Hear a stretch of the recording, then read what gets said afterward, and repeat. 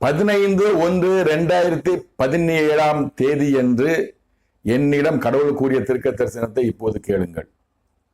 ஸ்திரீயானவள் என்னால் இத்தேசத்திற்கு என்று கொடுக்கப்பட்ட அதிபதியோடு யுத்தம் செய்கிறாள். மேற்கண்ட தீர்க்க தரிசனங்களின்படி ஒரு இக்கட்டான சூழ்நிலை உருவாகியிருக்கிறது. அவன் வேதனோடு இருக்கிறான். ஸ்திரீயானவள் அதிபதியோடு யுத்தம் செய்கிறாள் போன்ற வார்த்தைகள் சசிகலா நடராஜன் அவர்களுக்கும் ஓ பன்னீர்செல்வம் அவர்களுக்கும் இடையே உள்ள கருத்து வேறுபாடு, சண்டை பற்றி தெளிவாக தெரிகிறது. பதவியை ராஜினாமா செய்தவுடன் ஓ பன்னீர்செல்வம் அவர்கள் ஜெயலலிதா அவர்கள் சமாதியில் அமர்ந்து தர்ம யுத்தம் என்று கூறினார்.